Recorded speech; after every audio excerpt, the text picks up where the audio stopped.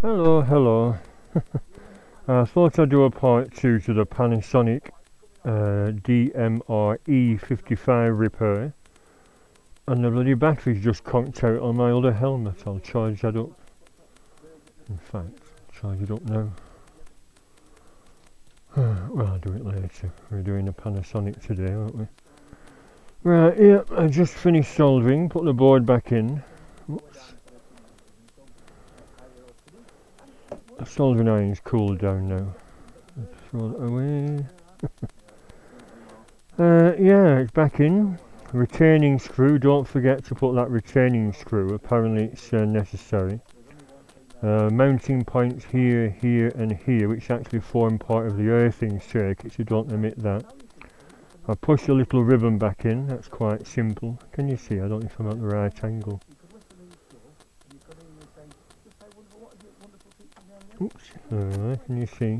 Lots of little pins, and it just pings out, just jiggle it side to side. And then when you're reconnecting it, there's two locator pins, so you can't arse it up. There should be a little clip as well, but I managed to snap it. Try not to snap your retaining clip. It shouldn't ping out. If it suddenly stops working, you'll know. That's the reason why. Right, well, fingers crossed. Have I mended this one as well? I just thought I'd mention, if you're going to attempt this yourself, I shouldn't have thrown my soldering iron away, because it's a copper tip, you're meant to have lots of different tips, and you need to have a precision sort of sharp end, about 2 mil across, or even 1 mil across. So I filed that down to a nice fine edge. Your mop, you do know how to use these. What you do, you have to touch the braid on the mop on the solder, and the heat transfer through it, you melt your solder, and then it soaks it up. Snip it off with scissors. There are lots of little bits here, as you can see, or maybe you can't see. Snip each one. There were 5 contact pins. That's your one that's come out, probably can't see. So that's what you do, you touch your braid on the solder blob and melt it, and it soaks it up. Snip, snip, snip, 5 of them. And all the bits are here. And it soaks it up very well. It does get very hot, so use some pliers. It actually heats a chip up. I mean, like I said, that's part of the failing, I think. It gets very hot and ping, something pings out inside the little chip. But like I said, £5. I was going to throw the whole unit away, but thanks to the wonders of the internet and eBay, I sent off mail order. Just put that code into eBay, STRG6353, and that'll come up, a little chip with a hole in it. And like I said, the hole is for that retaining screw, which I think actually has some other function, but I'll put it back in anyway. Right, so that's it, ribbon back in. This out is quite easy. See, look at the heat mark on that. It must get really hot, and that's why it fails. Ooh, that's actually black soot or soot. Right, not forgot anything. Screw, ribbon connector. Retaining screw in the main is power there, can you see?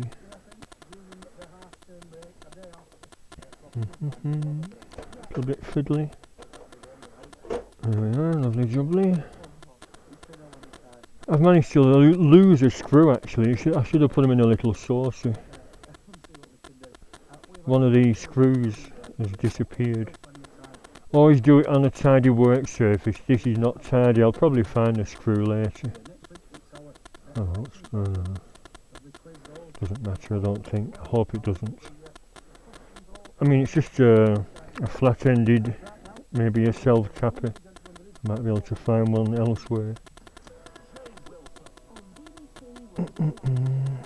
Do that edge.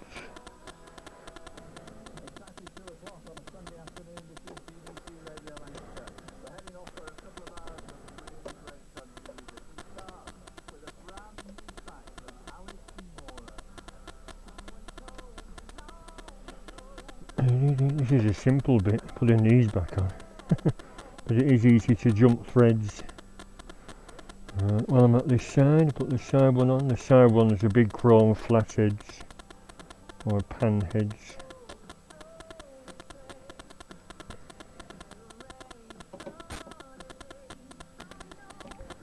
As it jumps the thread again. Very good.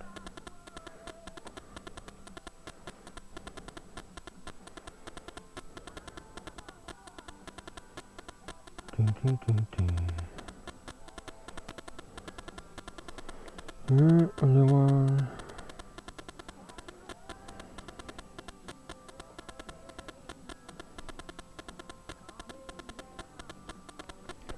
Went in nicely, good. And the last one, like I said, there should be one in the middle, but it's temporarily lost. Don't lose your little screws.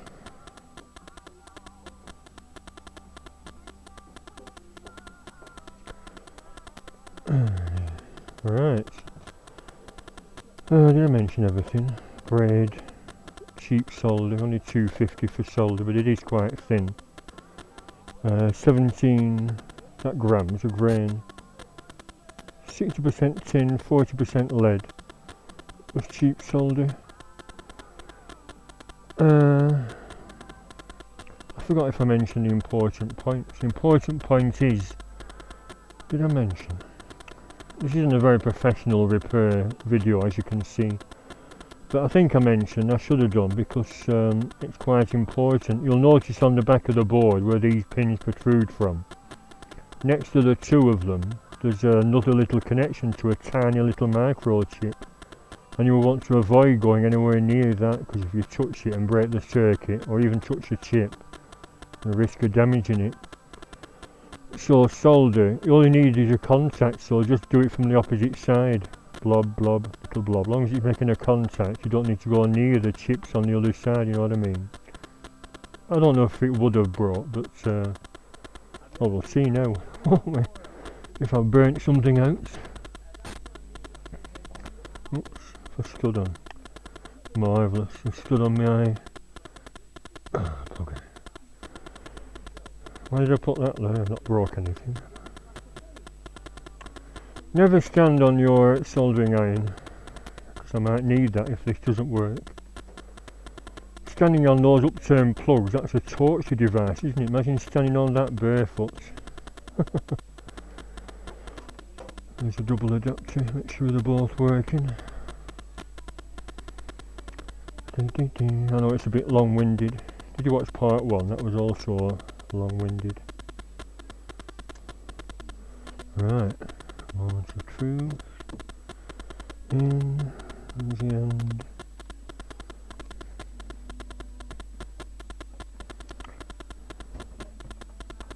Yeah.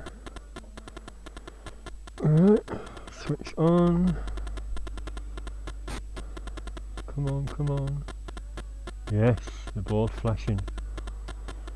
The top one is dimmer. I think that's, can you set the, I think you can set the brightness of the display. The bottom one started right away, reading. Power on the top one. Yes, can you see that? Yeah, self-check, there we are. I think the one with the sticker is my original one. Oh, it's playing good. Ah, there we are, read, number 1, channel 1, no disc. Excellent. So, I've managed to mend both DMR E55 rather than throw them away.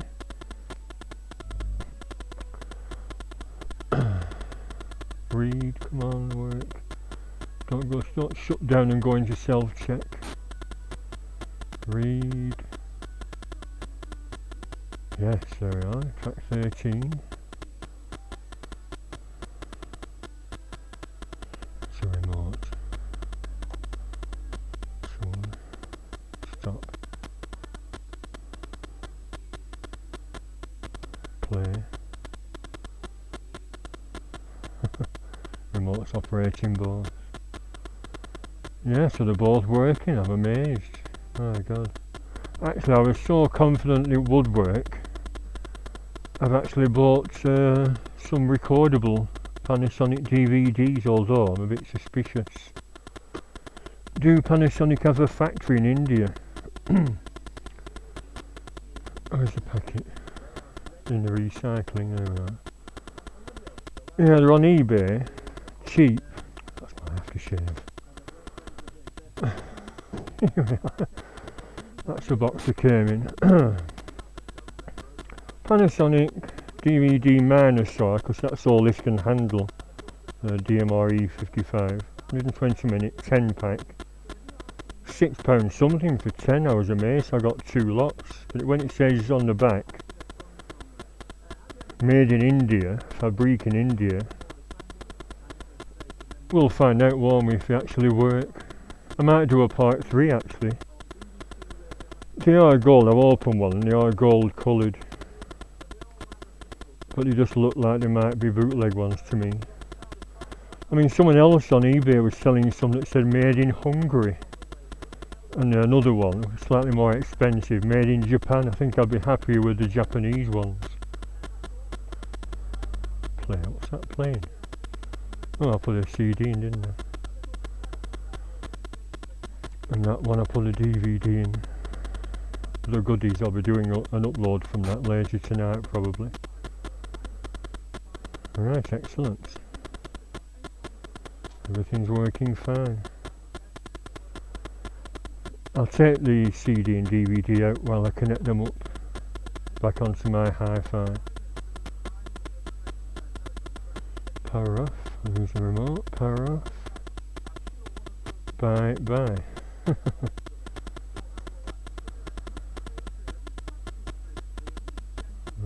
Let's try again. Final test before I knock it off. I have to test them a few times. I mean, is there a moral to this? Should we not use them all day long and get it going red hot? You know what I mean? But they should withstand daily use. I mean, they should withstand... Oh, that's dirty. I actually found that inside here. It's been in for months. That's got a bit dusty. It's been on top of the bedroom wardrobe, thinking it was kaput. I think that is the second hand one I got, because there's a scratch there. I kept the label on mine.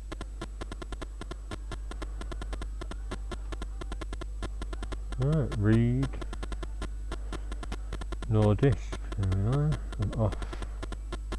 By. And a little countdown. So that's it, that's a fix. Excellent. I hope this has been of use to you. I was hoping to find a similar video to this on YouTube, like a show how, or what do you call it, a tutorial. But that's all you do, get shut of this nasty little chip. That's what's causing your problems. A 5-pin chip, STR G6353, it's called an IC voltage regulator, but that actually, if you type that number in, that comes up on eBay. You little swine, you little swine! Imagine if I'd thrown these away in the junk. Very expensive. Anyway, we'll see how long they last. If they go again in another year. I mean, maybe I should have got some spare ones of these. I might do actually, just keep some in reserve. And like I said, if you have a steady hand, all you need. I'll just do a little final thing for you. Cheap solder will do, quite fine stuff. This is 17 GR. And I actually went to a shop. Oh, you need soldering, solder for a, yeah, here we are, 250. So I'm no expert, and in fact this is the first time I've used a soldering iron ever. But I knew how to file it to a point. And on the instructional thing on a thread on the internet, there were no drawings or anything, no pictures. It just said you need a mop to mop up the solder. And like I said, all you do on there is put the braid on, and that soaks up the blobs, all 5 blobs, avoiding the little chips. Don't melt the other little chips or the other little circuit, do it from the opposite side. 5 pliers, because that will get hot. Remove it, jiggle it a bit. If it's still stuck, you've got some solder left, so Make sure all little 5 holes are clear. Pull it out with the pliers, ping, put your new one in, boing, put the retaining screw in, the little mounting board, that keeps it still, and I think it does have a function. Should I confess? No.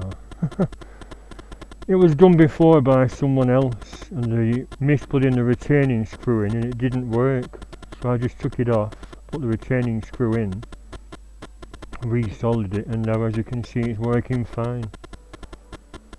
So there we are. Okay, hope that's been of help to you. Do not throw your machine away, or the E65 or even the 85, because it's a similar situation with them. Just take the cover off and have a look. You know, easy, have a go. Right, thanks for watching. Turn the power off. And I might do a third part just to show it's actually playing DVDs, but that wasn't a problem, it was the power. The voltage regulator. And on that note,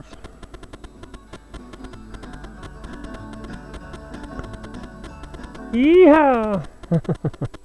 Bye for now. Thanks for watching. Hope I've been of help. Goodbye.